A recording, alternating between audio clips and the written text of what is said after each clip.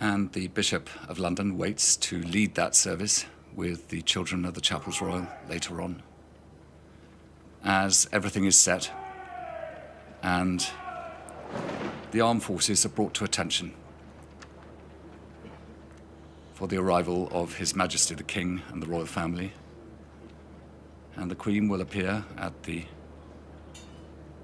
balcony to look down upon this somber scene of reflection.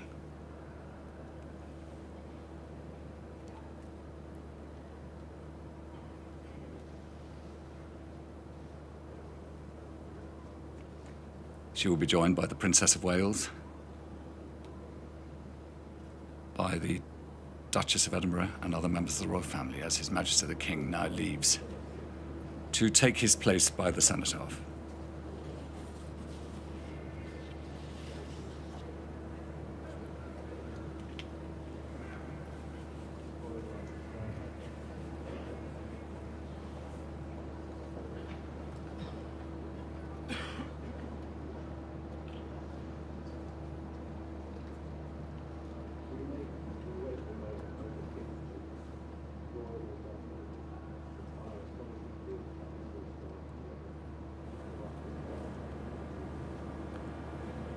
The King and the royal family have taken their places at the Cenotaph. His Majesty will lead the nation in the National Act of Remembrance. And a reminder that the Cenotaph represents an empty tomb, so that anyone, you, can place your thoughts in it during the 2-minute silence.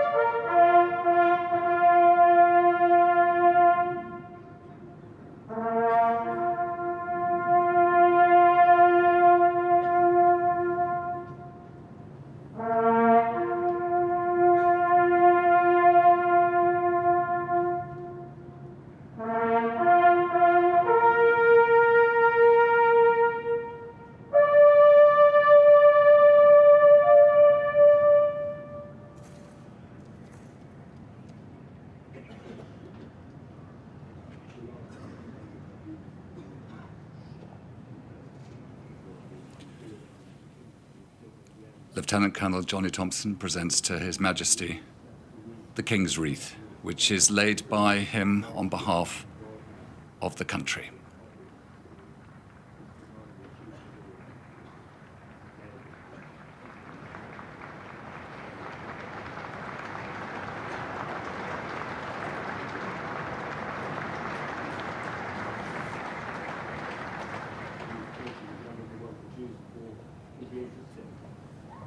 On behalf of Her Majesty the Queen, her wreath will be laid by her equerry, Major Ollie Plunkett.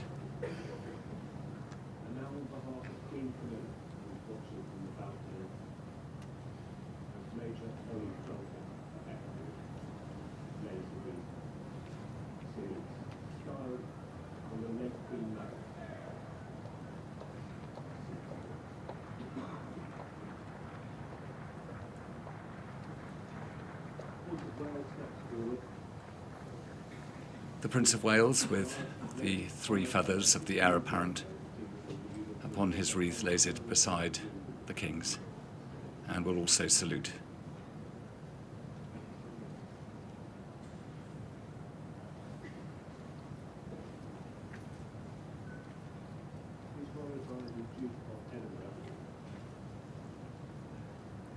Captain Christopher Brinkman of the Royal Wessex Yeomanry hands the Duke of Edinburgh his wreath.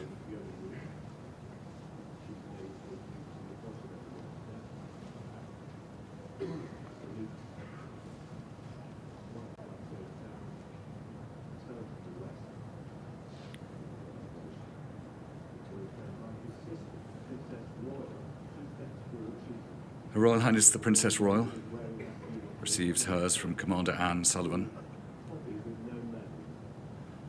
She has just taken on responsibility as President of the Commonwealth War Graves Commission, which tends for eternity the graves and memorials of those who lost their lives in the First and Second World War and beyond. And on behalf of His Royal Highness the Duke of Kent, whose father was killed in the Second World War in an air accident in Sutherland in Scotland, Captain George Hopkins, his equerry, lays the wreath.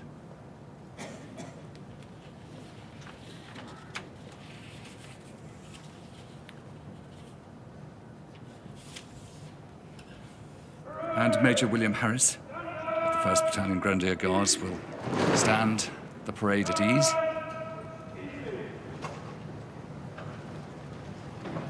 And with the start of the Funeral March No. 1 in B-flat minor by Beethoven. His Majesty's Government, the Prime Minister, the Right Honourable Rishi Sunak, will lay his wreath.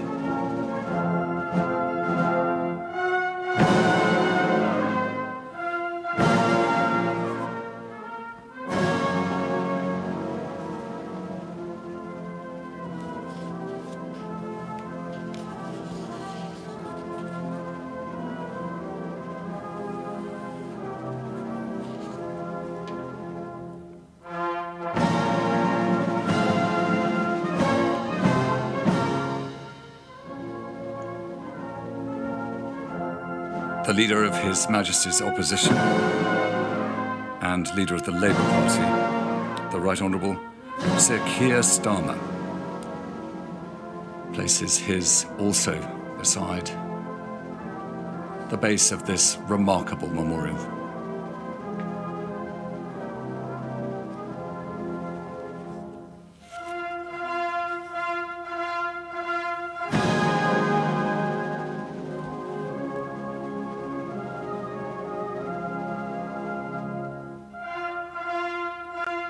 On behalf of the Scottish National Party and Plaid Cymru Parliamentary Group, Mr. Stephen Flynn lays a wreath.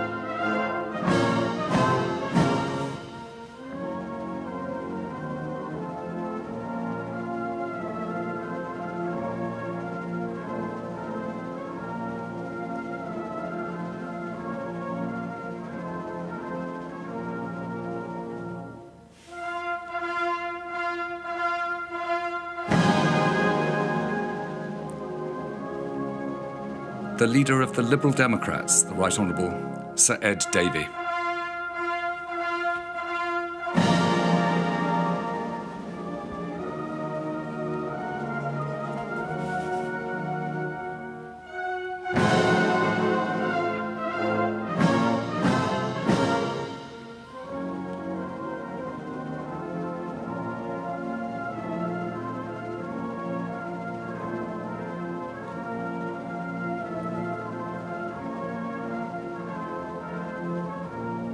The leader of the Democratic Unionist Party, the Right Honourable Sir Geoffrey Donaldson.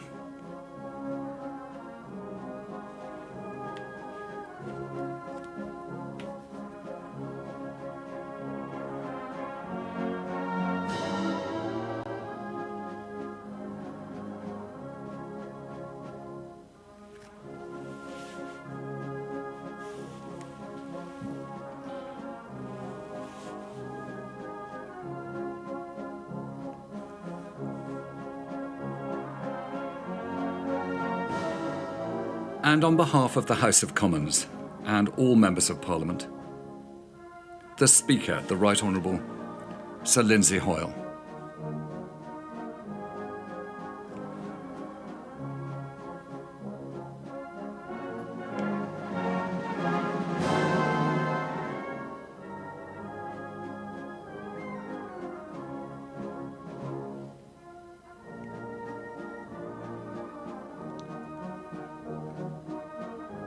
On behalf of all members of the House of Lords, the Lord Speaker, the Right Honourable the Lord McFall.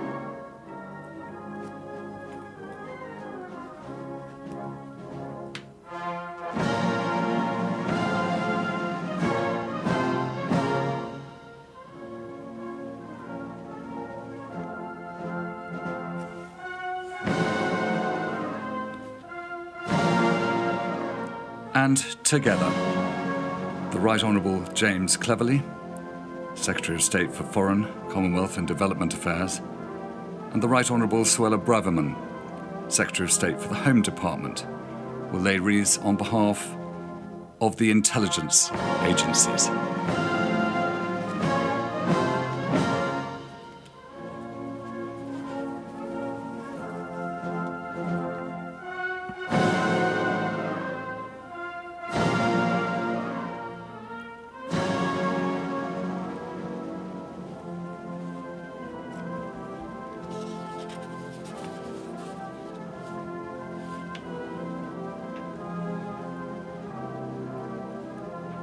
The overseas territories and crown dependencies will step forward to lay their wreaths.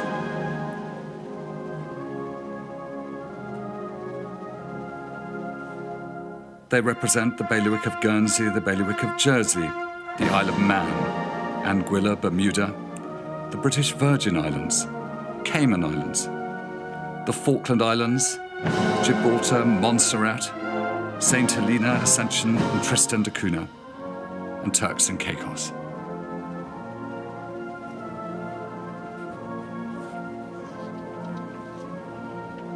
In this period of the wreath-laying, we recall how far and wide was the reach of the First and Second World War, and how great the responsibility of those who had to fight for freedom in it.